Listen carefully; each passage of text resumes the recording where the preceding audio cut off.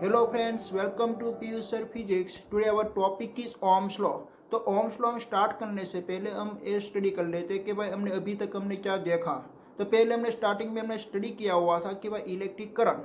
तो what is mean by electric current? The amount of the charge particle is passing through per unit time, it is known as the electric current, और उसका unit हमने निकाला था ampere. Then after हमने दूसरी quantity find out की, current density. Current density is a one type of the vector quantity and it is the dependent on the directions. Okay, and this units is J is equals to means के उसका जो equation हमने find out किया था, J is equals to current per unit area. तो उसका unit हमको क्या मिलेगा? एम्पियर पर मीटर स्क्वायर मिलेगा। ओके, तो एक वेक्टर क्वांटिटी है, उसका एरिया पे वो डिपेंडेंट है। ओके, देन après हमने ए भी स्टडी किया हुआ था कि भाई हमने एक कंडक्टर कंसिडर किया था। वो कंडक्टर को अगर हमने एक रूम टेम्परेचर पे रखा तो उसकी इनसाइड जो फ्री इलेक्ट्रिक चार्ज पार्टिकल्स होगा वो एक थर्मल वेलोसिटी के साथ मीन्स के मोशन में रहते हैं। वो थर्मल वेलोसिटी के साथ मोशन में है तब भी वो इलेक्ट्रिक करंट नहीं फाइंड आउट कर पाता। क्यों? क्योंकि वो सभी एन जितना इलेक्ट्रॉन उसमें रहते हैं और एन जितना इलेक्ट्रॉन की सभी की डायरेक्शन रेंडमली होती है। और velocity is a one type of the vector quantity. अगर आप सभी वेलोसिटी का एक एडिशन करोगे तो उसकी जो आंसर फाइंड आउट होगी वो आ रही थी भाई जीरो। तो उसका क्या मीनिंग हुआ कि भाई टोटल वेलोसिटी आपकी जीरो है, मीन्स के सभी इलेक्ट्रॉन की टोटल वेलोसिटी आपकी जीरो फाइन हो रही है, इसलिए आपकी इसमें से कोई करंट पास आउट नहीं हो पाती। देन पर हमने दूसरा क्या स्टडी किया था, अगर वही कंडक्टर को हम दोनों साइड मीन्स के एक चार्ज की प्लेट लगा देंगे, अपोजिट वाली चार्ज की प्लेट, मीन्स के वन पॉजिटिव और एक दूसरी नेगेटिव, तो वो उसमें एक इलेक्ट्रिक फील्ड प्रोड्यूस हो जाएगी। और इलेक्ट्रिक फील्ड में अगर आप चार्ज पार्टिकल्स को पुट करते हो तो एक फोर्स एक्सपीरियंस होता है, F is equal to Q E, और चार्ज पार्टिकल एक एक्सेलरेशन करने लगते हैं। कौन सी डायरेक्शन में? फोर्स की डायरेक्शन में। ठीक है, अगर यहाँ पे इलेक्ट्रॉन है तो इलेक्ट्रॉन कहाँ पे जाना चाहता है कि वह पॉजिटिव की तरफ, तो वैसे पॉजिटिव की तरफ में इसके ड्रिप होके जाएगा। उस टाइम पे भी वो यहाँ पे थर्मल वेलोसिटी से ट्रैवल करेगा, बट जैसे ही इलेक्ट्रिक फील्ड हमने अप्लाई कर दिया तो वो इलेक्ट्रिक फील्ड की डायरेक्शन में, मीन्स के इलेक्ट्रिक फील्ड की अपोजिट डायरेक्शन में वो ड्रिप होना स्टार्ट करेगा। ठीक है, ओके, वो जो ड्रिप करता है वो ड्रिप वेरी स्मॉल वैल्यू में करता है, मीन्स के वो छोटा सा एक मीन्स के वो ड्रिप करता है। ठीक है, ओके, तो देना पर हमने उसकी एक ड्रिप वेलोसिटी भी फाइंड आउट करके दी थी कि भाई आपने ड्रिप वेलोसिटी कैसे निकाली थी। मीन्स के वेलोसिटी आप बेसिक फॉर्मूला से आप निकालते हो ना कि भाई v is equals to mu plus a t से, जैसे आपने 11th में स्टडी किया हुआ था। तो हमने मान लिया कि भाई स्टार्टिंग में उसकी जो वेलोसिटी थी वो क्या आती? Zero. Then after velocity is equals to क्या हो गया? Acceleration into time. Then after acceleration हमने निकाला, चला है एक्सेलरेशन हमने कैसे निकाला था कि भाई F is equals to q होता है और F is equals to m a भी होता है, इससे हमने एक्सेलरेशन को निकाल लिया था। ओके, वो जो टाइम था वो टाइम हम क्या मान लेंगे कि भाई सभी का टाइम डिफरेंट डिफरेंट था। सभी का टाइम मीन्स के आपको कौन सा टाइम आपको काउंट करना था? जब वो ड्रिप करता था वही आपको टाइम काउंट करना था, क्योंकि वो जब मीन्स के कुलिजन होते हैं तब तो उसकी वेलोसिटी बाई जीरो होती है। ठीक है, ओके, तो जब मीन्स के वो कुलिजन करने के लिए वो चला जाता है, ऐसे यहाँ पे इलेक्ट्रॉन है, यहाँ पे प्रोटॉन अवेलेबल है, तो इलेक्ट्रॉन है प्रोटॉन के नियर आता है तब वो ड्रिप होके जाता है। ठीक है, तो आपको इतना टाइम मीन्स के यहाँ से लेके यहाँ तक का डिस्टेंस ट्रैवल करने में कितना टाइम लगा, हम उसको क्या मान लेते हैं? एक रिलैक्सेशन टाइम। ठीक है, ओके, तो रिलैक्सेशन टाइम सभी के लिए डिफरेंट डिफरेंट होता है। जहाँ पर हमने उसकी एवरेज वैल्यू निकाली थी और उसको हमने नाम दे दिया था टाउ। तो यहाँ पे हम करी वीडी का जो इक्वेशन हमको मिला था वो ऐसे मिला था कि भाई माइनस ई इंटू टाउ अपॉन एम, चला है। तो ऐसा हमारा ड्रिप वेलोसिटी का हमने इक्वेशन निकाला। ओके, देन आफ्टर हम स्टार्ट करते हैं। Today our topic is Ohm's law. Okay, तो ओम्स लॉ तो बेसिक आप मीन्स के 9th और 10th स्टैंडर्ड में से बन स्टडी करके आए हैं। ठीक है, ओके, देन आफ्टर अब आज देखने वाले के भाई डीप में आपको ओम्स लॉ स्टडी करना है। ओके, तो ओम्स लॉ में बेसिक क्या होता है कि भाई मेरे पास एक सिंपल सा ऐसा कोई एक तार अवेलेबल है कि जैसे कि आप मान लीजिए कि भाई कोई एक मेटल का तार अवेलेबल है। ठीक है, ओके, उन दोनों मीन्स के मेटल का तार के पास दो एंड अवेलेबल है। मैं इन दोनों एंड को किसके साथ में कनेक्ट कर दूंगा कि भाई जो कंटिन्यूसली इलेक्ट्रॉन को क्या करेगा? पुश करेगा। और इलेक्ट्रॉन को पुश करने की मीन्स के जो एनर्जी हो ये किस में होती है? कि केमिकल में। ठीक है, तो हमने केमिकल रिएक्शन वाला मीन्स के एक यहाँ पे एक ऐसा डिवाइस लगा दिया, वो डिवाइस को हम बोलते हैं इलेक्ट्रिक बैटरी। ठीक है, तो हमने यहाँ पे एक इलेक्ट्रिक बैटरी लगा दिया। ठीक है, तो बैटरी का सपोज के पॉजिटिव टर्मिनल हमने कनेक्ट कर दिया ऐसे और नेगेटिव टर्मिनल मैंने यहाँ पे कनेक्ट कर दिया ऐसे।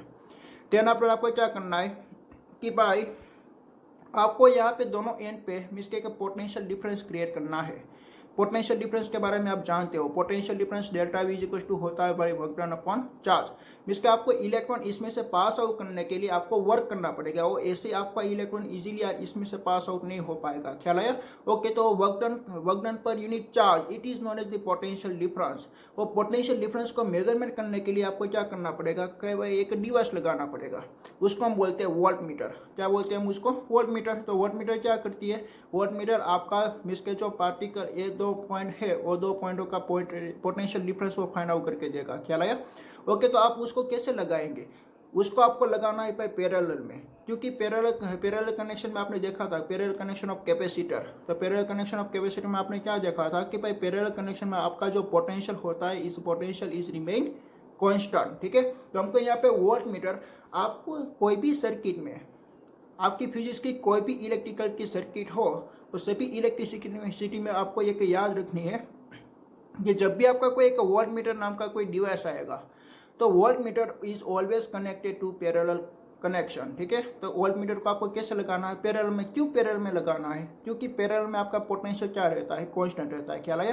तो ऐसे आपने यहाँ पे पैरेलल में लगा दिया कि भाई उसका एक एंड है, बैटरी का पॉजिटिव टर्मिनल यहाँ पे आता है, तो वोल्ट मीटर के भी पॉजिटिव टर्मिनल आपने यहाँ पे लगा दिया और वोल्ट मीटर का नेगेटिव टर्मिनल आपने यहाँ पे लगा दिया। ठीक है, देन आफ्टर आपको दूसरा भी क्या फाइंड आउट करना है?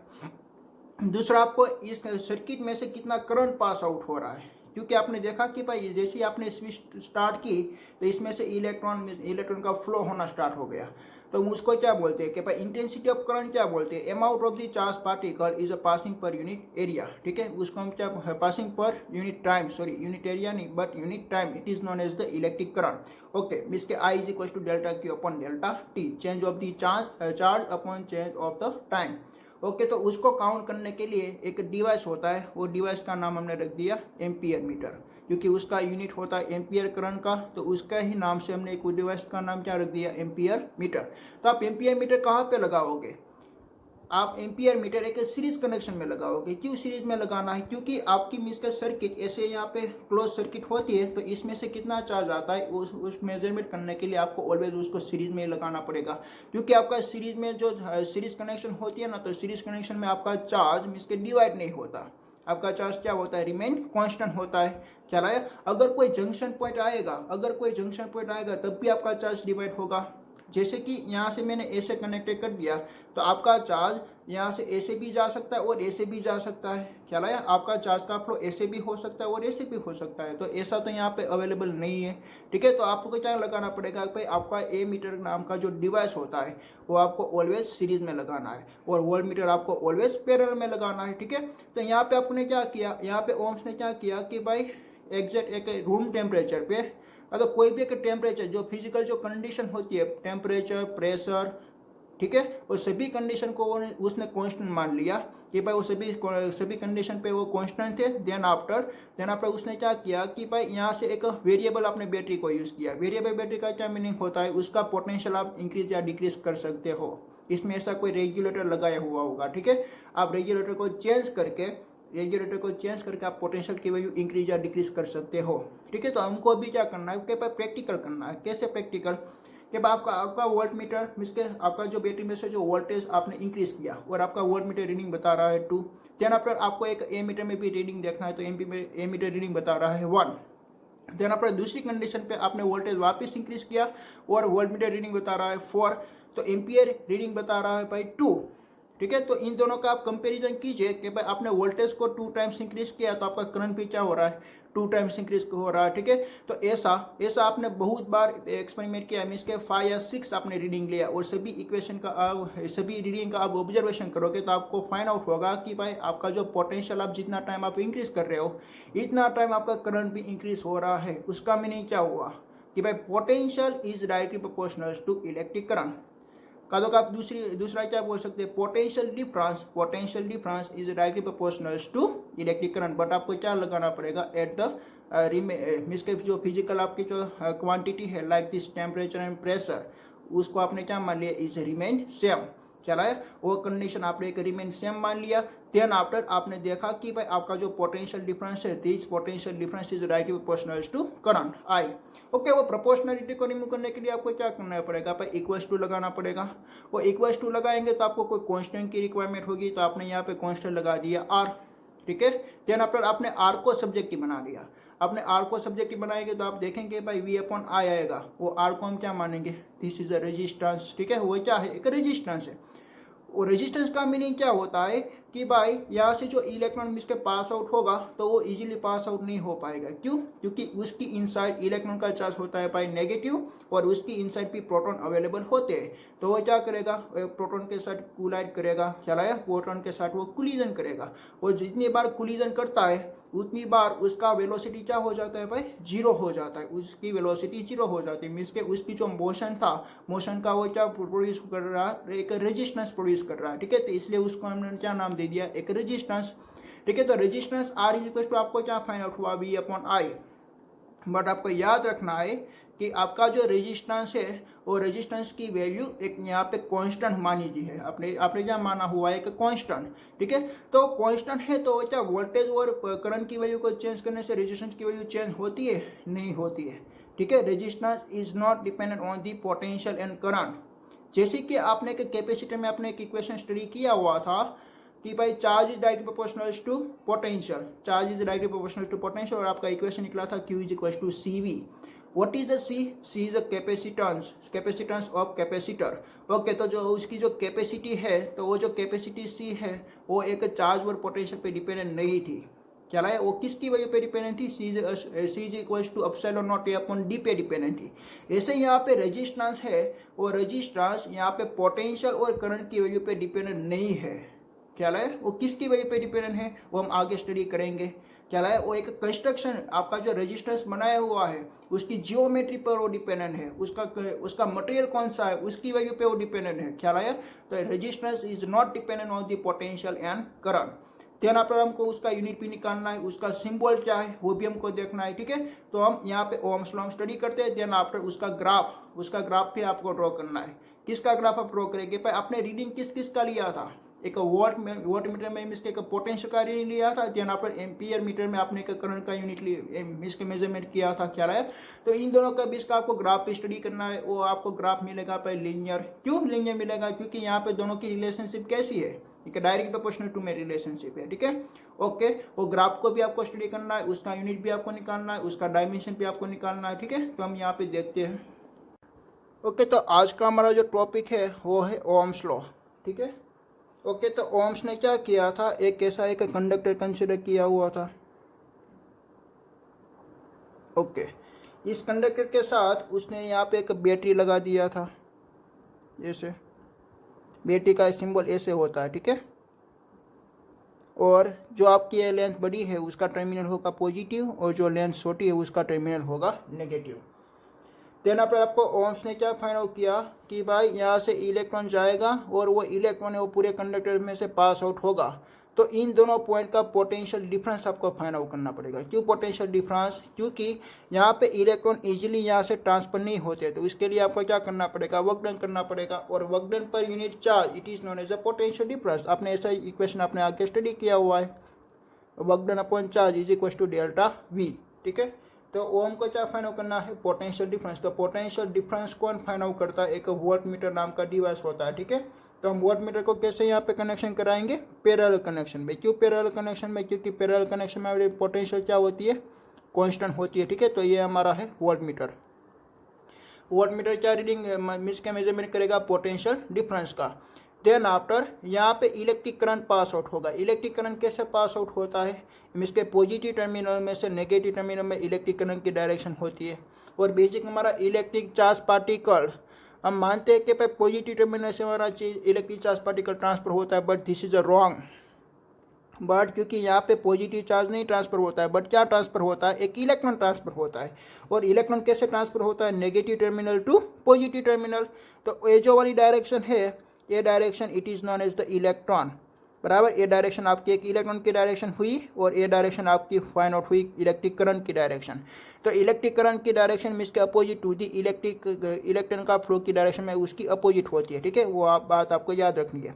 देन आफ्टर आपको दूसरा क्या मेजरमेंट करना है कि भाई ये जो आपकी सर्किट है तो सर्किट में से कितना चार्ज ट्रांसफर होता है पर यूनिट टाइम, उसको हम क्या मानते हैं, करंट मानते हैं, ठीक है। तो आप करंट किसको मेजरमेंट करेगा, करंट को मेजरमेंट करने के लिए आपको यहाँ पे एक डिवाइस लगाना पड़ेगा, वो डिवाइस को हम बोलते हैं एम्पियर मीटर, ठीक है, एम्पियर मीटर, क्योंकि करंट का यूनिट क्या होता है, एम्पियर होता है, ठीक है।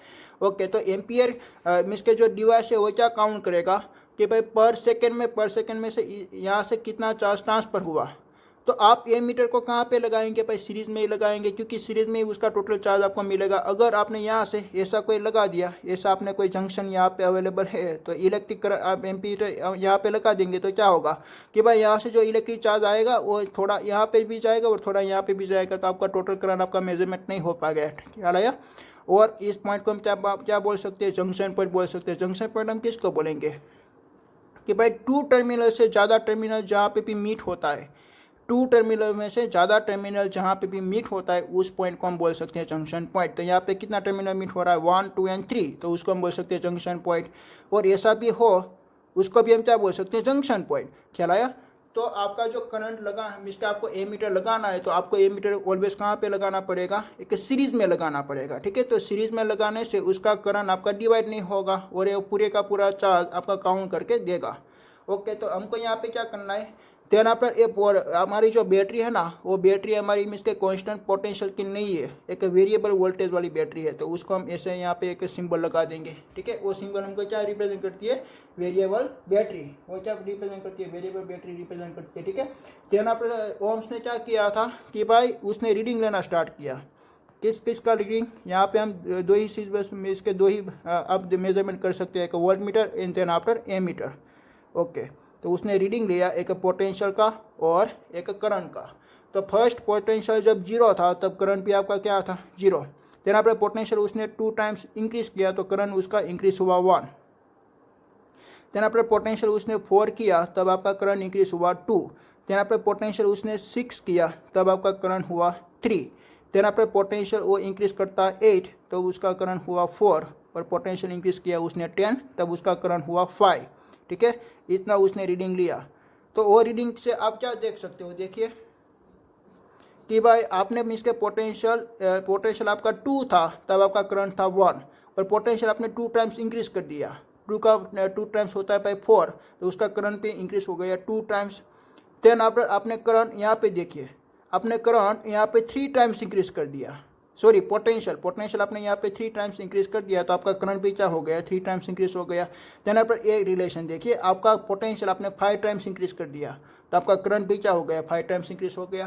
तो हम उसको क्या बोल सकते हैं कि भाई potential difference applying the conductor, बराबर, potential difference is applying the conductor is a proportional to current is a flowing in the circuit, is a flowing in the circuit. आपका जो करंट फ्लो हो रहा है वो करंट मीन्स का आपका potential difference है, कांस्टेंट है।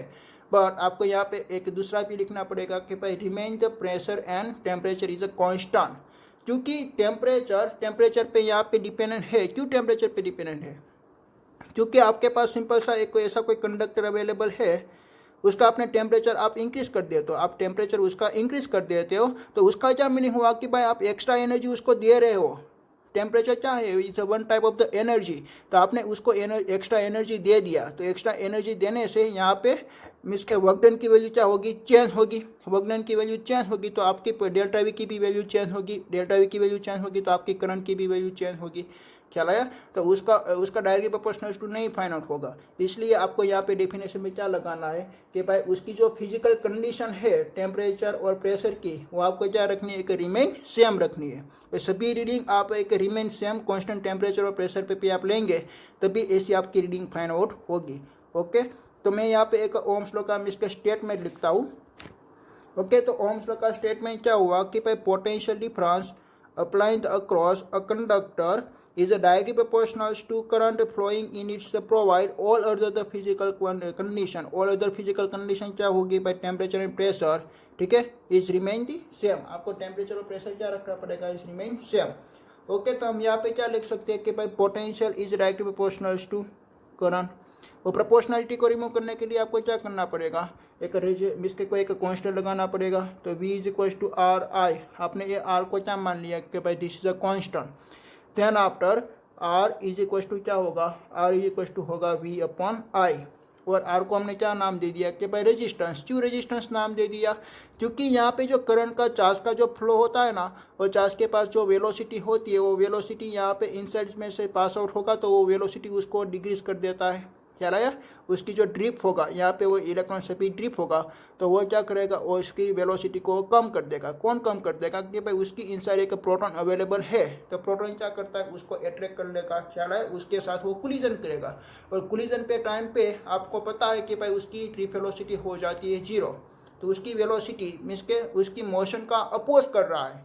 यहाँ पे इलेक्ट्रिक करंट ऐसे जाना चाहती है बट उसकी मोशन का अपोज करता है। उसकी मोशन का जो अपोज करता है उसको हमने नाम दे दिया कि भाई आर, और आर क्या होता है, रेजिस्टेंस। ठीक है, ओके। तो ratio of the voltage to current it is known as the ohm.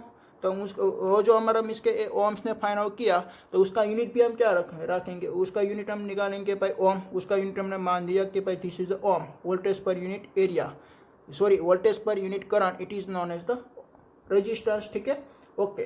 तो यहाँ पे आपका जो इसके हम ग्राफ निकालना चाहते हैं, किसका ग्राफ हम निकालना चाहते हैं कि भाई आपने जो रीडिंग लिया उसका हम ग्राफ निकालना चाहते हैं। ठीक है, ओके। तो हमने यहाँ पे ऐसा हमने ग्राफ ले लिया कि भाई एक्स एक्सिस पे हम रखेंगे करंट आई, और वाई एक्सिस पे हम रखेंगे पोटेंशियल वी। क्योंकि हम किसकी वैल्यू हम चेंज कर रहे हैं, हम वैल्यू चेंज कर रहे हैं इसके पोटेंशियल की वैल्यू, तो उसकी रिस्पेक्ट में हमारा करंट भी चेंज हो रहा है। ख्याल आया, ओके। तो सभी पहले हमारा रीडिंग क्या था कि भाई 0 0 हमारा रीडिंग था। देन आफ्टर पोटेंशियल, मैंने यहाँ पे एक इसके रीडिंग भी नोट डाउन कर लिया, ऐसे यहाँ पे भी। तो पहले हम इसके पोटेंशियल था 2, तो करंट भी हमको मिल रहा था 1। देन आफ्टर हमारा पोटेंशियल था 4, तो हमारा करंट भी मिल रहा था 2। देन आफ्टर ऐसे, तो आपने देखा कि आपका ग्राफ कैसे फाइंड आउट हुआ, ऐसे लीनियर ग्राफ फाइंड आउट हुआ है। क्यों, क्योंकि यहाँ पे आपका रिलेशनशिप कैसे मिल रहा है आपको, voltage is direct proportional to current, so that your graph is a linear. ठीक है, ओके। देन आफ्टर हम क्या करते हैं, देखिए कि भाई मुझे यहाँ पे एक स्लोप निकालना है। तो आप स्लोप कैसे निकालते हो कि भाई मैंने यहाँ से ऐसी लाइन ड्रॉ कर लिया और ऐसे मैंने लाइन ड्रॉ कर लिया, तो ये जो हॉरिजॉन्टल है तो यहाँ पे हम क्या लिख सकते हैं कि भाई change of current delta I. Then after यहाँ से मैंने ऐसी लाइन निकाल दिया और ऐसी लाइन निकाल दिया, तो हम उसको क्या बोल सकते हैं, डेल्टा वी बोल सकते हैं। ठीक है, ओके। तो ए वाली लाइन पे मिस के ये वर्टिकल लाइन में मिस के जो चेंजेस हो रहा है तो उसको हम क्या बोल सकते हैं, भाई पोटेंशियल की वजह में चेंजेस हो रहा है। और हॉरिजॉन्टल की लाइन में जो चेंजेस हो रहा है उसको हम क्या बोल सकते हैं, भाई करंट की वजह में चेंजेस हो रहा है। तो आपको स्लोप निकालना है ना, तो आपको स्लोप कैसे निकालना कि भाई ऐसे और ऐसे। ओके, तो हम ये वाली लाइन को क्या बोल सकते हैं, डेल्टा वी, और उसको हम क्या बोल सकते हैं, डेल्टा आई। और यहाँ पे हमारा थीटा एंगल है, तो slope is equal to tangent. तो tan theta is equal to आप क्या लिख सकते हो, delta V upon delta I, और हम उसको क्या बोल सकते हैं, स्लोप। तो स्लोप इज इक्वल टू क्या फाइंड आउट हुआ, delta V upon delta I. इसके स्लोप क्या इंडिकेट करती है, ये स्लोप आपकी वैल्यू निकालती है रेजिस्टेंस की वैल्यू। क्यों रेजिस्टेंस की वैल्यू, देखिए यहाँ पे रेजिस्टेंस का इक्वेशन पोटेंशियल अपॉन करंट आया, और यहाँ पे स्लोप भी क्या फाइंड आउट हुआ, delta V upon delta I. इसके change of potential upon change of current I, it is known as a slope. यहाँ पे हमारा स्लोप फाइंड आउट हुआ है। ठीक है, ओके। तो बेसिक आप प्रैक्टिकल इसके ऐसे भी आप कंसिडर कर सकते हो। देखिए मैं यहाँ पे आपको एक एग्जांपल देता हूँ कि वे आपको एक पोटेंशियल वर्सेस आई का ग्राफ आपको दिया हुआ है, तो ये भी आपका पोटेंशियल वर्सेस आई का ही ग्राफ हुआ। ठीक है, ओके। तो यहाँ पे आपको एक 2 ग्राफ आपको ऐसे दिया हुआ है, देखिए ऐसे। तो यहाँ पे नाम देता हूँ, मिस का आपका 2 मिस का मटेरियल अवेलेबल है, तो ये फर्स्ट मटेरियल है और एक दूसरा मटेरियल है। तो आप बता सकते हो कि भाई किसकी रेजिस्टेंस की वैल्यू ज़्यादा है। तो आपको रेजिस्टेंस की वैल्यू फाइंड आउट करने के लिए आपको क्या करना पड़ेगा, उसका स्लोप निकालना पड़ेगा। तो आप ऐसे आप देखते ही आप बता सकते हो कि भाई सेकंड का स्लोप क्या है, ज़्यादा है, और फर्स्ट का स्लोप क्या है, कम है। तो किसकी रेजिस्टेंस की वैल्यू ज़्यादा होगी, सेकंड की। और मैथमेटिकली रिप्रेजेंट करने के लिए आप देखिए कि भाई मैं सेम करंट पे यहाँ पे मैं ग्राफ ड्रॉ करना चाहता हूँ। ठीक है, सेम करंट के चेंजेस पे। ओके, तो यहाँ पे आप देख सकते हो कि भाई ऐसे मैंने यहाँ पे ले लिया, तो ये जो डेल्टा वी है और ये है डेल्टा आई। देन आपने मैंने यहाँ से भी ऐसा ले लिया कि भाई ए भी डेल्टा आई है और ये भी डेल्टा वी है। तो आप देख सकते हो कि भाई ये फर्स्ट वाला है, इसमें चेंज ऑफ पोटेंशियल कितना है, कम है, और यहाँ पे चेंज ऑफ पोटेंशियल कितना है, ज़्यादा है। तो उसका मीनिंग क्या हुआ कि भाई चेंज ऑफ पोटेंशियल ज़्यादा होगा तो करंट की वैल्यू क्या, स्लोप की वैल्यू क्या पॉइंट होगी, ज़्यादा। तो इसका स्लोप ज़्यादा हुआ तो उसकी रेजिस्टेंस की वैल्यू भी क्या हुई, ज़्यादा। तो यहाँ पे आप लिख सकते हो R2 is greater than R1। चलाया R2 is greater than R1। तो आपने ऐसा मान लिया कि भाई आपको एग्जाम क्या प्रिपरेशन करे और आपने मान लिया कि भाई VI का जो ग्राफ आएगा तो VI का ग्राफ में इसके स्लोप की वैल्यू जिसकी ज़्यादा होगी उसकी रेजिस्टेंस की वैल्यू ज़्यादा होगी, ऐसा आपने रटा मान लिया। ठीक है, बट एग्जाम आप देने गए तो एग्जाम में आपको ग्राफ पूछ लिया भाई ऐसा, यहाँ पे आई रख दिया और यहाँ पे भी रख दिया और यहाँ पे भी ऐसा दो मटेरियल को रख दिया ऐसे, एक सेकेंड और एक फर्स्ट, और आपको पूछा कि भाई किसका रेजिस्टेंस की वैल्यू ज़्यादा है, तो आपने क्या बता दिया कि भाई जिसका स्लोप ज़्यादा उसकी रेजिस्टेंस की वैल्यू ज़्यादा, बट आपका आंसर आएगा रॉन्ग। क्यों रॉन्ग आएगा? देखिए मैंने यहाँ पे क्या कर लिया है, आई और वी को मैंने चेंज कर लिया है, ख्याल आया? तो यहाँ पे आप देखेंगे कि भाई मैंने सेम वैल्यू पे ऐसे यहाँ पे डेल्टा वी, यहाँ पे डेल्टा वी और ये है डेल्टा आई, और यहाँ पे डेल्टा वी है और यहाँ पे है डेल्टा आई। तो आप देख सकते हो कि भाई डेल्टा आई, तो डेल्टा आई की वैल्यू ज़्यादा होगी, डेल्टा आई की वैल्यू ज़्यादा होगी तो क्या होगा, इसका स्लोप आपका कम आएगा। तो यहाँ पे आपका स्लोप कम आता है, यहाँ पे डेल्टा आई की वैल्यू कम है तो आपका स्लोप क्या आएगा, ज़्यादा आएगा। ठीक है, तो यहाँ पे आप क्या लिख सकते हो, मिस के यहाँ पे आप लिख सकते हो R1 is greater than R2, और आप देखिए कि भाई यहाँ का स्लोप का इक्वेशन क्या फाइंड आउट हुआ, स्लोप इज इक्वल टू आप लिख सकते हो delta I upon delta we, और वहाँ पे स्लोप क्या था, डेल्टा वी अपॉन डेल्टा आई था। तो ये स्लोप क्या बताती है, inverse of resistance, inverse of resistance. ठीक है, जब आपका आई वी का करेक्टरिस्टिक का जब ग्राफ होगा तब इसका जो स्लोप मैक्सिमम होगा, जिसका स्लोप मैक्सिमम होगा तो उसको आपको रेजिस्टेंस का क्या करना है भाई, inverse, slope is maximum so that resistance is a minimum. ठीक है, तो यहाँ पे आप देख सकते हो भाई R2 का रेजिस्टेंस मैंने क्या मान लिया, ग्रेटर देन, और जिसका स्लोप मिनिमम होगा उसका रेजिस्टेंस की वैल्यू मिनिमम। अगर VI की होगा तो आपको क्या याद रखना कि भाई वर्टिकल अपॉन हॉरिजॉन्टल मीन्स के delta V upon delta I it is known as a resistance. तो एक ग्राफ हमको क्या बताती है, एक डायरेक्ट रेजिस्टेंस की बताएगी। तो ए वाली ग्राफ में आपको ऐसा मान लिया कि भाई जिसका भी स्लोप मैक्सिमम उसका रेजिस्टेंस ज़्यादा, और ए वाली ग्राफ में जिसका स्लोप मिनिमम उसका रेजिस्टेंस की वैल्यू ज़्यादा। इसके दोनों क्या है, इनवर्सली है, दोनों क्या है, इनवर्सली। ठीक है, देन आफ्टर हमको रेजिस्टेंस का सिंबल भी देखना है कि भाई रेजिस्टेंस का सिंबल कैसे होगा, ऐसे होगा। ठीक है, हम उसको क्या मान ले, रेजिस्टेंस R। ओके, और रेजिस्टेंस का यूनिट क्या होता है, ओम होता है, और रेजिस्टेंस की वैल्यू हमने कैसे फाइंड आउट कर लिया था, V is equal to I R, so that R is equal to V upon I, हम उसको मानते हैं भाई ओम। ठीक है, ये ओम का सिंबल है। ओके, तो उसका भाई डायमेंशन क्या होगा, उसका डायमेंशन हमको फाइंड आउट करना है ना। तो पोटेंशियल का डायमेंशन क्या होगा भाई, पोटेंशियल का डायमेंशन हम कैसे फाइंड आउट करेंगे, हमने तो अभी तक नहीं फाइंड आउट किया था कि भाई पोटेंशियल क्या बेसिक क्या होता है कि भाई वर्क डन अपॉन चार्ज होता है ना, work done upon charge it is known as a potential. But work done is equal to क्या होता है, फोर्स इंटू डिस्प्लेसमेंट, और वर्क डन का आपको डायमेंशन अच्छे से याद है, m1 L2 T⁻⁻²। और what is a charge, charge आपका वैल्यू कैसे फाइंड आउट करेंगे भाई, करंट की क्या आपने फॉर्मूला निकाली थी, I is equal to QT, so that Q is equal to IN into T, और एम्पियर इंटू हम लिख सकते हैं भाई टाइम T। ठीक है, ओके, देन आपने यहाँ पे डिवाइड में क्या है, डिवाइड में भी हमारा करंट है तो डिवाइड में भी हम क्या पुट कर देंगे, एम्पियर। ठीक है, ओके, तो हमारा डायमेंशन हमारा मिल गया कि भाई m1 L2 T⁻³ और A⁻², ये डायमेंशन है हमारा रेजिस्टेंस का डायमेंशन। ओके, चलो देन आफ्टर हम जब इनवर्स ऑफ R करेंगे, इनवर्स ऑफ R हमने जैसा हमने स्लोप देखा था, उसका स्लोप हमारा क्या फाइंड आउट हुआ था, DI अपॉन DV। ठीक है, change of current upon change of potential it is known as the inverse of resistance, तो हम उसको क्या मान लेंगे भाई, कंडक्टर। ठीक है, हम उसको मान देते हैं कंडक्टर। ये रेजिस्टेंस है वो हम उसको क्या मान लेते हैं, हम इसके उसको हम मान लेते हैं कंडक्टेंस मान लेते हैं। ये कंडक्टर को डिवाइस होता है बट हम उसके हम प्रॉपर्टी मानेंगे तो हम उसको बोलेंगे भाई कंडक्टेंस। कंडक्टेंस जैसे रेजिस्टेंस है ऐसे यहाँ पे कंडक्टेंस है। ठीक है, हमारा यहाँ पे इक्वेशन रेजिस्टेंस का इक्वेशन हमको मिला था, R is equal to V upon I. तो कोई भी हमको डिवाइस बनानी है, कोई भी हमारा मिसके सिंपल सा एक तार अवेलेबल है, उसकी रेजिस्टेंस की वैल्यू 1 कैसे होगी, वो हम कैसे फाइंड आउट करेंगे कि भाई ऐसे हमारे पास कोई एक कंडक्टर अवेलेबल है, एक सिंपल सा ऐसे तार अवेलेबल है। ठीक है, उसकी आपने लेंथ भी कोई रख दिया, उसका क्रॉस सेक्शनल एरिया भी आपने कोई भी रख दिया। तेना पर हम क्या करते हैं कि भाई उसका जो पोटेंशियल डिफरेंस हम लगा देते हैं, भाई पोटेंशियल डिफरेंस यहाँ पे है 1। कैसे 1 होगा, ये तो आपका मालूम पड़ गया कि भाई ए पॉइंट का पोटेंशियल अगर होगा 10 तो इस पॉइंट का पोटेंशियल होगा 11, तो पोटेंशियल डिफरेंस आपको कितना फाइंड हुआ, 1। पोटेंशियल डिफरेंस आप जब 1 रखते हो तब इसमें से जो करंट का फ्लो होगा वो करंट का फ्लो कितना होगा 1 एम्पियर, ठीक है। तो potential is 1 if potential difference is 1 and current is 1 then R is 1। देखिए मैथमेटिकली V हमने 1 पुट कर दिया, I भी हमने 1 पुट कर दिया, तो हमारा R कितना फाइंड आउट हो गया 1 फाइंड आउट होगा, ठीक है। ओके, तो उसका हम यहाँ पे हम स्टेटमेंट लिखते थे कि भाई 1 ओम इज दैट रेजिस्टेंस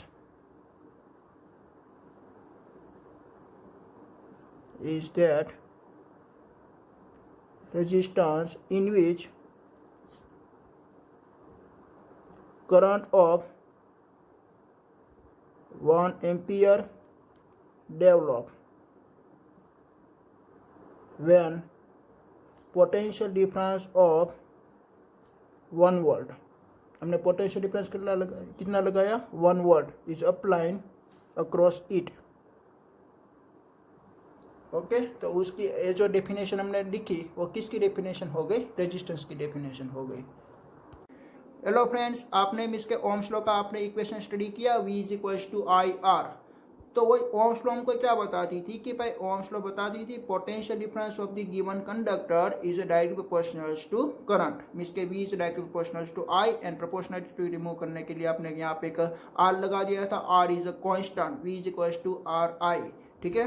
और R को हम क्या मानते हैं, एक रेजिस्टेंस मानते हैं, ठीक है। ओके, देन après हमको दूसरा स्टडी करना है मोबिलिटी। तो मोबिलिटी क्या होती है, मोबिलिटी का मीनिंग क्या होता है कि भाई कोई एक पार्टिकल होगा तो वो एक ट्रैवलिंग करेगा, वो ट्रैवलिंग कैसे करता है। तो एक कॉन्सेप्ट पूरा आपने स्टडी कर लिया है, बट थोड़ा सा आपको यहाँ पे देखना है कि भाई कैसे हम मोबिलिटी की क्वांटिटी हम निकाल देते हैं, ठीक है। तो हमने आगे देखा था, आपको याद आया कि भाई जब हम एक कंडक्टर को कंसिडर किया था एक रूम टेम्परेचर पे, तब इसकी इनसाइड जो फ्री चार्ज होते थे वो फ्री चार्ज एक थर्मल वेलोसिटी के साथ एक रेंडमली डायरेक्शन में मूवमेंट कर रहे हैं। और आपने वो भी देखा कि भाई वो करंट नहीं प्रोड्यूस बनाती है, ठीक है, वो एक करंट नहीं प्रोड्यूस कर रही थी। क्यों नहीं कर रही थी, क्योंकि सभी की वेलोसिटी का हमने लास्ट में एडिशन किया। Velocity is one type of the vector quantity, वो एक डायरेक्शन पे डिपेंडेंट थी, तो सभी की डायरेक्शन इसके रेंडमली हो रही थी, तो उसकी वेलोसिटी हमको लास्ट में मिल रही थी बाई 0। ओके, देन आफ्टर हमने मान लिया कि भाई उसका जो करंट हमने फाइंड आउट किया वो करंट क्या मिल रहा था, हमको 0 मिल रहा था। देन आफ्टर हमने क्या किया था कि भाई हमारे पास ऐसा कोई कंडक्टर अवेलेबल था, वो कंडक्टर की वन साइड हमने क्या लगा दिया था, एक नेगेटिव प्लेट, और दूसरी साइड हमने क्या लगा दिया था, पॉजिटिव प्लेट।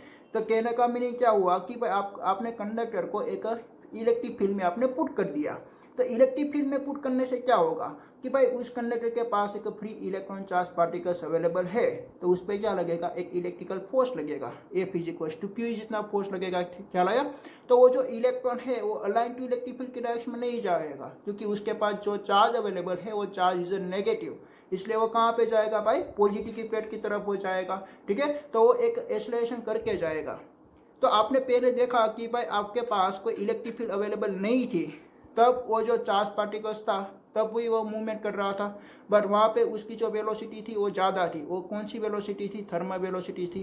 बट यहाँ पे वो जो ड्रिप करेगा, यहाँ पे क्या करेगा, ड्रिप करेगा। क्यों ड्रिप करेगा, क्योंकि आपने यहाँ पे एक इलेक्ट्रिक फील्ड प्रोवाइड कर दी है। और ड्रिप करता है तो किसकी तरफ हो जाता है, मीन्स के एक पॉजिटिव की तरफ हो जाएगा, क्या रहा है, वो पॉजिटिव की तरफ वो ड्रिप होके जाएगा, और वो जो ड्रिप वेलोसिटी फाइंड आउट होगी वो एक स्मॉल होगी, ठीक है। ओके, देन आफ्टर और जो हमारा मीन्स के उसकी जो वेलोसिटी ज़्यादा थी, थर्मल वेलोसिटी की वैल्यू ज़्यादा थी, बट थर्मल वेलोसिटी से हमको इलेक्ट्रिक करंट नहीं मिल रहा था, क्योंकि उसकी डायरेक्शन रेंडमली थी। बट यहाँ पे जो ड्रिप वेलोसिटी की डायरेक्शन है ना, वो ड्रिप वेलोसिटी की डायरेक्शन एक पर्टिकुलर की डायरेक्शन होती है, मीन्स के सभी इलेक्ट्रॉन की वन ही डायरेक्शन होती है, क्या रहा है। और सभी इलेक्ट्रॉन आप देखेंगे कि भाई सभी इलेक्ट्रॉन आपका एक पॉजिटिव की तरफ ही जाता है, तो आपकी ड्रिप वेलोसिटी की direction only for one he find out होगी। तो वो क्या करेगा, एक इलेक्ट्रिक करंट आपका बनाएगा। वो भी आपने देखा कि भाई उसने एक इलेक्ट्रिक करंट आपका बनाया हुआ था, ठीक है। ओके, तो आपने इतना कॉन्सेप्ट आपने स्टडी किया हुआ है। तो मोबिलिटी क्या होती है कि भाई हमारा जो मटेरियल होता है ना, वो मटेरियल बहुत डिफरेंट टाइप का होता है। कि भाई एक कंडक्टर का, इसके जो कंडक्टर है वो एक सिल्वर का भी हो सकता है, कॉपर का भी हो सकता है, प्लास्टिक भी हो सकता है, ठीक है। बहुत जो इसके डिफरेंट टाइप का आपका ये मटेरियल होता है। और डिफरेंट टाइप मटेरियल में आपका जो इलेक्ट्रिक चार्ज पार्टिकल है, आपका इलेक्ट्रिक चार्ज पार्टिकल्स यहाँ पे है, और उसको इतना डिस्टेंस ट्रैवल करना है और यहाँ से उसको रिमूव होना है, क्योंकि यहाँ पे आपने कंडक्टर को भी लगाया हुआ है, ठीक है। तो वो जो इलेक्ट्रिक चार्ज पार्टिकल्स में इसका जो ड्रिप करता है, इलेक्ट्रिक चार्ज पार्टिकल ड्रिप करता है, वो किसकी वैल्यू पे डिपेंडेंट है? वो किसकी वैल्यू पे डिपेंडेंट होगा कि भाई उस पर फोर्स कितना लगता है, उसकी वैल्यू पे वो डिपेंडेंट है। अगर आपने फोर्स ज़्यादा लगा दिया, अगर आपने फोर्स ज़्यादा लगा दिया तो क्या होगा कि भाई वो ज़्यादा ड्रिप होगा। तो फोर्स कौन लगाता है? बेसिक आप सोचिए कि भाई फोर्स कौन लगाता है, फोर्स कौन लगाता है? यहाँ पे इलेक्ट्रिक फील्ड लगाती है। आपने यहाँ पे दोनों साइड में इसके एक दोनों प्लेट रख दिया अपोजिट नेचर की, ठीक है। तो उसने एक इलेक्ट्रिक फील्ड बना लिया। तो इलेक्ट्रिक फील्ड की इनसाइड यहाँ पे चार्ज पार्टिकल्स था, तो उस पर फोर्स लगता था F = QE। तो वो जो फोर्स लगता था it is depend on the electric field. तो हमने क्या किया कि भाई इतनी साइज का डिफरेंट टाइप का हमने मटेरियल का पीस ले लिया। तो पहले हमने सपोज के ले लिया भाई एक कंडक्टर का पीस है, ठीक है, एक कॉपर का पीस है, ठीक है। ओके, तो कॉपर का पीस है। ध्यान पर हम क्या मान लेते कि भाई यहाँ पे हमने इलेक्ट्रिक फील्ड कितनी रख दिया? 1। इलेक्ट्रिक फील्ड हमने कितनी रख दिया? 1, ठीक है। तो 1 रखने से यहाँ पे इलेक्ट्रॉन कितना ड्रिप करेगा, मीन्स के उसके हम क्या फाइंड आउट कर लेंगे? Drip velocity. चला है, उसके हमने ड्रिप वेलोसिटी फाइंड आउट कर लिया, वो फाइंड आउट हुई थी भाई 20। देन पर हमने क्या किया कि भाई इतना सा पीस हमने एक एल्यूमिनियम का लिया और उसको भी हमने कितनी इलेक्ट्रिक फील्ड दे दिया? 1 इलेक्ट्रिक फील्ड दे दिया। ख्याल है, बहुत साइड से हमने 1 इलेक्ट्रिक फील्ड हमने उसको दे दिया। देन आफ्टर वो भी चार्ज पार्टिकल्स क्या करेगा? ड्रिप करेगा। ख्याल है, तो उसकी हमने वेलोसिटी फाइंड आउट की, तो उसकी वेलोसिटी फाइंड आउट हुई 10। तो किसकी मोबिलिटी ज़्यादा है कि भाई किस में ड्रिप वेलोसिटी ज़्यादा फाइंड आउट हुई? कॉपर में। तो कॉपर की मोबिलिटी क्या हुई? मैक्सिमम हुई। ख्याल है, तो आपने मोबिलिटी कैसे फाइंड आउट आप करते हो? पर यूनिट इलेक्ट्रिक फील्ड पे, पर यूनिट इलेक्ट्रिक फील्ड में आप किसकी वैल्यू देख रहे हो? ड्रिप वेलोसिटी की वैल्यू देख रहे हो। तो आपकी मोबिलिटी का इक्वेशन क्या फाइंड आउट हुआ? Drift velocity per unit electric field. क्या है? Drift velocity per unit electric field, this is known as the mobility. क्या है? तो what is the mobility? The mobility is a ratio of the drift velocity per unit intensity of electric field, it is known as the mobility. तो सभी different type का material के लिए आपकी mobility क्या होगी? डिफरेंट होगी। और आप बता सकते हो कि भाई किसकी मोबिलिटी ज़्यादा होगी। क्या है? जो गुड कंडक्टर होगा उसकी मोबिलिटी ज़्यादा होगी। क्या है? और बैड कंडक्टर होगा उसकी मोबिलिटी कम होगी। उसकी ड्रिप वेलोसिटी आपकी कम आएगी। क्या है? ध्यान पर हम उसका यूनिट भी हम निकालेंगे और उसका डायमेंशन भी हम निकालेंगे, ठीक है। ओके, नेक्स्ट हमारा टॉपिक है मोबिलिटी। तो मोबिलिटी बेसिक आपने देखा कि भाई आपके पास ऐसा कोई कंडक्टर अवेलेबल था और कंडक्टर के इनसाइड बहुत सारे चार्ज पार्टिकल्स मींस के फ्री होते हैं और एक थर्मल वेलोसिटी के साथ ऐसा एक मींस के रैंडम डायरेक्शन में मूवमेंट करते हैं। जब वो थर्मल वेलोसिटी के साथ मूवमेंट करते हैं तब वो करंट नहीं फाइंड आउट कर पाते, ठीक है। बट हमने बेसिक यहाँ पे क्या कर लिया कि भाई 2 प्लेट लगा दिया, एक पॉजिटिव प्लेट और एक नेगेटिव प्लेट। तो यहाँ पे इलेक्ट्रिक फील्ड फाइंड होगी पॉजिटिव टू नेगेटिव AC। ये इलेक्ट्रिक फील्ड की डायरेक्शन आई तो सभी इलेक्ट्रॉन पार्टिकल्स ऐसे मीन्स के एक्सेलरेशन करने लगे। कैसे? क्योंकि उस पर फोर्स लगा F = QE जितना, ठीक है। F = QE जितना फोर्स लगा और वो एक्सेलरेशन करने लगे और वो ड्रिप करने लगे। क्या करने लगे? एक ड्रिप करने लगे, ठीक है। तो यहाँ पे आपने क्या लगाया कि भाई इलेक्ट्रिक फील्ड, आपने इलेक्ट्रिक फील्ड लगाया तो ऐसे वो ड्रिप करने लगे। अगर आपने इलेक्ट्रिक फील्ड नहीं लगाया था तब वो ड्रिप नहीं कर पाते थे। बट एक थर्मल वेलोसिटी के साथ एक हाई स्पीड से वो ट्रैवल करते थे एक रेंडमली डायरेक्शन में, ठीक है। बट वहाँ पे आपने देखा था कि भाई सभी इलेक्ट्रॉन की डायरेक्शन मींस के रेंडमली थी। बट यहाँ पे आप देख सकते हो कि भाई सभी इलेक्ट्रॉन यही डायरेक्शन में जा रहे हैं, एक स्ट्रेट डायरेक्शन में मींस के पॉजिटिव प्लेट की तरफ, ठीक है। ओके, तो यहाँ पे क्या होगा कि भाई यहाँ पे आपका करंट फाइंड आउट होता है। चला है, तो ऐसा आपने आगे स्टडी किया हुआ था। तो मोबिलिटी बेसिक क्या होती है कि भाई ए हमने मटेरियल लगा दिया और उसके हमने एक लेंथ कंसिडर कर लिया कि भाई उसकी लेंथ है L, उसका क्रॉस सेक्शनल एरिया भी है A, ठीक है। तो इतना हमने लेंथ वाला और इतना क्रॉस सेक्शनल एरिया वाला हमने एक कॉपर का मटेरियल ले लिया। तो कॉपर का मटेरियल हमने लिया और इसमें हमने इसकी जो इलेक्ट्रिक फील्ड है ना, तो इलेक्ट्रिक फील्ड हमने मान लिया कि भाई 1, उसका यूनिट हमने रख दिया 1 कैसे कि भाई वोल्ट पर मीटर। हमने जो लेंथ कंसिडर की थी वो लेंथ हमने कितनी कंसिडर कर लिया 1 और उसका पोटेंशियल डिफरेंस हमने कितना मान लिया 1। तो वो हमारी हो गई इलेक्ट्रिक फील्ड से 1। ख्याल आया? ओके, तो हमने इलेक्ट्रिक फील्ड हमने 1 यूनिट कंसिडर कर लिया। तो ये इलेक्ट्रिक चार्ज पार्टिकल्स कितनी वेलोसिटी से मींस के मूवमेंट करता है, कितनी वेलोसिटी से मूवमेंट करता है, उसको क्या बोल सकते हैं? मोबिलिटी। तो मोबिलिटी का हमने सिंबल मान लिया बाई म्यू। म्यू = हम क्या लिख सकते हैं? VD/E।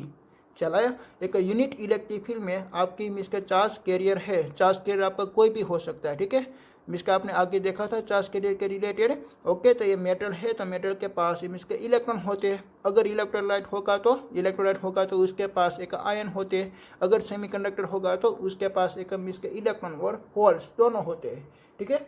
तो आपने इलेक्ट्रिक फील्ड यहाँ पे 1 मान लिया, तो उसकी जो ड्रिफ्ट वेलोसिटी होगी वो ड्रिफ्ट वेलोसिटी आप फाइंड आउट कर सकते हो। कैसे आप फाइंड आउट कर सकते हो कि भाई वो इलेक्ट्रॉन को यहाँ से यहाँ तक आने के लिए कितना टाइम लगा।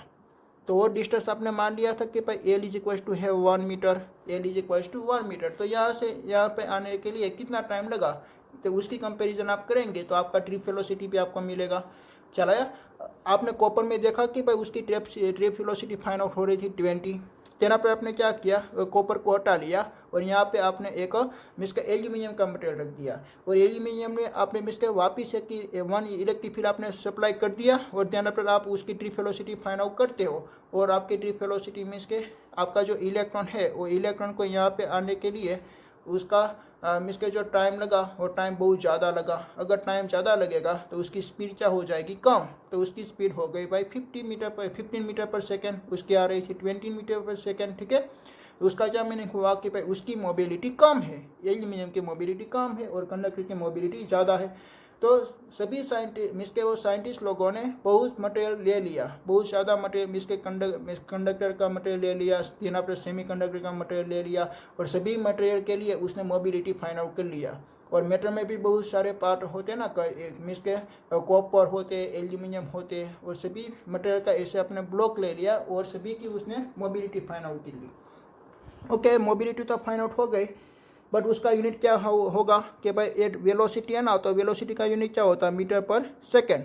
देन पर इलेक्ट्रिक फील्ड का क्या यूनिट होता है, आपने आगे फाइंड आउट किया था भाई वोल्ट पर मीटर, वोल्ट पर मीटर। ओके, तो यहाँ पे मीटर में इसके क्या कहाँ पे चले जाएंगे मल्टीप्लिकेशन में, तो यहाँ पे मीटर का स्क्वायर हो जाएगा, सेकेंड इनवर्स और वोल्ट इनवर्स, ये उसका यूनिट फाइंड आउट हो गया, ठीक है। देन पर हम क्या फाइंड आउट करेंगे, देन आफ्टर हम उसका मिसके फाइंड आउट कर सकते हैं उसका डायमेंशन। तो डायमेंशन कैसे एनालिसिस करेंगे, देखो डायमेंशन एनालिसिस करने के लिए कि भाई ये तो हमारा मिसके पोटेंशियल है, तो पोटेंशियल का डायमेंशन आपने अभी आगे निकाला था, क्या है ये वोल्ट पर मीटर है ना। तो देखिए पहला तो मैं पोटेंशियल का डायमेंशन वापस में निकालता हूँ कि भाई work done per unit charge, it is known as the potential. तो यहाँ पे m1 L2 T⁻⁻² अपॉन हम यहाँ पे लिख सकते हैं ampere into time t। Okay, तो ये हमारा मिसके हो गया पोटेंशियल का डायमेंशन, ठीक है। पर उसको आपको इन्वर्स में लिखना है, तो मैं यहाँ पे इन्वर्स में लिख देता हूँ, ये T/m1 L2 T⁻²। देन आपने सेकेंड इन्वर्स में इसका आपको टाइम डिवाइड में लिखना पड़ेगा ऐसे। देन आपने मीटर स्क्वायर है तो आपको यहाँ पे L² लिखना पड़ेगा। ओके, तो तब आप यहाँ पे डायमेंशन देख सकते हो, देखिए कि भाई यहाँ पे L² और यहाँ पे भी L² कैंसिल आउट हो गई। देन आपने यहाँ पे मीटर इनवर्स हम लिखेंगे, और यहाँ पे t है और यहाँ पे भी t अवेलेबल है, तो ये दोनों t आपका कैंसिल आउट हो गई। तो ये T⁻² है तो ऊपर चला जाएगा तो हो जाएगा T⁻², और यहाँ पे एम्पियर अवेलेबल है, ठीक है। तो ये उसका डायमेंशन फाइंड आउट हो गया। ओके, देन पर मोबिलिटी की मीन्स के डेफिनेशन भी लिख सकते हैं ना, कैसे लिख सकते हैं कि भाई हमारा जो चार्ज कैरियर है, चार्ज कैरियर पर्टिकुलर मीडियम आपको लिखना पड़ेगा। क्यों पर्टिकुलर मीडियम, क्योंकि आपका कॉपर का मीडियम कोई डिफरेंट होता है, देन आपका एल्यूमिनियम का डिफरेंट होता है, ठीक है। तो आपको यहाँ पे पर्टिकुलर मीडियम भी लिखना पड़ेगा। उसकी drift velocity is develop when the applying the electric field is 1 unit. जब आप यहाँ पे electric field E is equal to 1 आप अप्लाई करते हो, तब ये जो इलेक्ट्रिक चार्ज कैरियर है वो एक ड्रिफ्ट मीन्स के प्रोड्यूस कर दे, मीन्स के ड्रिफ्ट वेलोसिटी के साथ मीन्स के वो मूवमेंट करेगा। तो उसकी ड्रिफ्ट वेलोसिटी कितनी फाइंड आउट होगी उसको हम बोल सकते हैं मोबिलिटी, ठीक है। देखिए यहाँ पे मेरी डेफिनेशन मैंने यहाँ पे लिखी हुई है कि of a charge carrier in a particular medium is a drift velocity develop when electric field is applied is unit. Means के आप मान लीजिए कि भाई आपने यहाँ पे इलेक्ट्रिक फील्ड अप्लाई की हुई है E, देन आप उसकी मीन्स के चार्ज के लिए ड्रिफ्ट वेलोसिटी फाइंड आउट हुई VD, बट आपको इलेक्ट्रिक फील्ड कितनी रखनी है 1 यूनिट। तो आपने यहाँ पे इलेक्ट्रिक फील्ड रख दिया 1 यूनिट, तो आपका रिलेशनशिप कैसे फाइंड होगा, आपका क्रॉस मल्टीप्लिकेशन करना है, तो E/VD, तो हम उसको क्या मान सकते हैं उसकी मोबिलिटी, ठीक है। हम उसको क्या मानेंगे, मोबिलिटी हम मानेंगे, ठीक है। ओके, और मोबिलिटी का दूसरा एक्सप्रेशन भी हमको देखना है, कैसे एक्सप्रेशन आपको देखना है। देखिए कि भाई आपने वीडी मीन्स के ड्रिफ्ट वेलोसिटी का आपने एक इक्वेशन आपने निकाला हुआ था। ड्रिफ्ट वेलोसिटी का इक्वेशन आपने मीन्स के आगे स्टडी किया हुआ था कि भाई V D is equal to minus E into tau upon M, ठीक है। ऐसा आपने एक्सप्रेशन आगे निकाला हुआ था। बट इलेक्ट्रॉन है तो इलेक्ट्रॉन मीन्स के ये तो इलेक्ट्रॉन के लिए था ना, बट अगर कोई चार्ज पार्टिकल्स होगा तो उसकी ड्रिफ्ट वेलोसिटी का इक्वेशन क्या मिलेगा आपको, V D is equal to Q E upon M into tau मिल सकता है, ठीक है। ओके, तो ये आपको वी डी के लिए आपको यहाँ पे लिख देना है, ठीक है। मीन्स के आपका जो म्यू का इक्वेशन है, म्यू इज इक्वल टू आपका फाइनल, सॉरी मैंने यहाँ पे इक्वेशन ही रॉन्ग लिख दिया, ऐसा क्रॉस मल्टीप्लिकेशन आपको करना है ना। तो यू इज इक्वल टू आपका इक्वेशन होगा V D upon E, means के intensity of the electric field आपको 1 यूनिट रखनी है, ठीक है। देन आपको उसकी ड्रिफ्ट वेलोसिटी कितनी होगी वो आपको फाइंड आउट करनी है। ओके, तो यहाँ पे आपको वी डी की वैल्यू आपको पुट कर देनी है कि भाई V D is equal to Q E into tau upon M into E find out होगा। तो यहाँ पे देखिए कि भाई इलेक्ट्रिक फील्ड कैंसिल आउट हो गई, तो आपकी मोबिलिटी का इक्वेशन क्या आपको मिला, mobility mu is equal to find out होगा charge into tau upon M, ठीक है। तो आप उसका भी डायमेंशन आप चेक कर सकते हो, ये एक सेकेंड इक्वेशन आपका फाइनल हुआ, उसका डायमेंशन क्या आपको मिला था, देखिए कि भाई यहाँ पे चार्ज है तो यहाँ पे एम्पियर है, देन आपके यहाँ पे क्या है टाउ, तो यहाँ पे टाउ अवेलेबल है मीन्स के टाइम, यहाँ पे मीन्स के टाइम अवेलेबल है, तो यहाँ पे भी आपका एक टाइम अवेलेबल है, ठीक है। ओके, देन आफ्टर मीन्स के यहाँ पे चार्ज में भी 80 आता है ना, चार्ज में भी क्या आता है, चार्ज का डायमेंशन क्या होता है 80, तो यहाँ पे 80 और टाउ का डायमेंशन क्या होता है टी, तो यहाँ पे टी का स्क्वायर हो गया, और ये मास है तो मास का इनवर्स हो गया, ठीक है।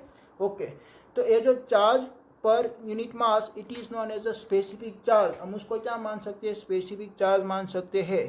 देन आपका कोई ऐसा क्वेश्चन पूछे कि भाई mobility of the electron, comparison of the mobility of the electron and mobility of proton, तो किसकी मोबिलिटी ज़्यादा होगी वो आपको फाइंड आउट करना है। तो आप क्या करोगे, देखिए कि भाई mobility of electron find out करने के लिए हमने क्या किया कि भाई मोबिलिटी ऑफ इलेक्ट्रॉन मतलब मीन्स के म्यू ही लगा दिया, तो यहाँ पे चार्ज हम क्या लिखेंगे minus E into tau upon mass of electron.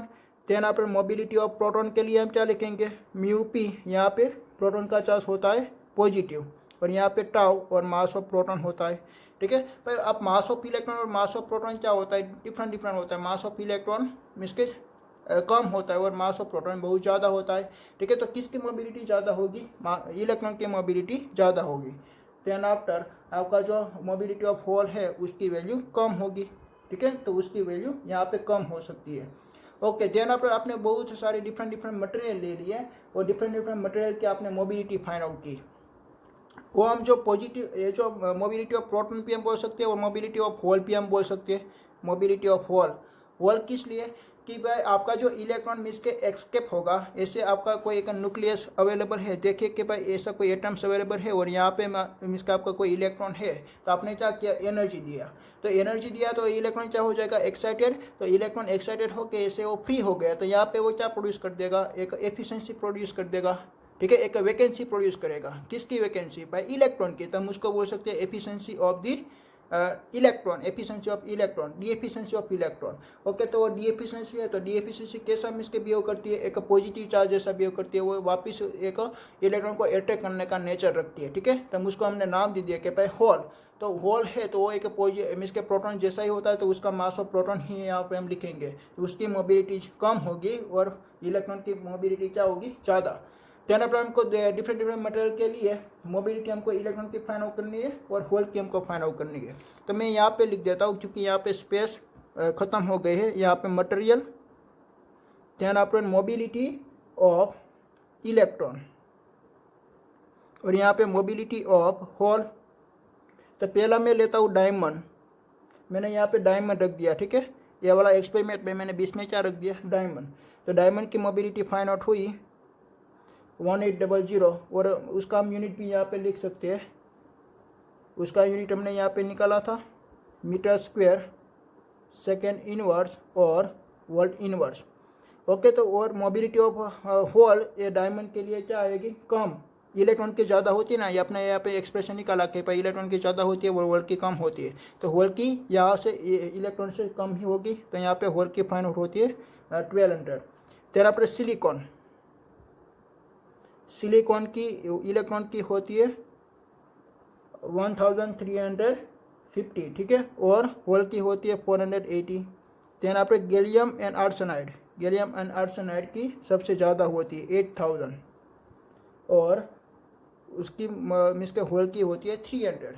चला है, तो सबसे ज़्यादा किसकी होती है? Gallium arsenide. तो गैलियम आर्सेनाइड क्या है? एक वन टाइप ऑफ सेमीकंडक्टर है, ठीक है। तो सेमीकंडक्टर की कंडक्टिविटी सबसे ज़्यादा होगी क्योंकि उसकी मोबिलिटी क्या है? सबसे ज़्यादा है।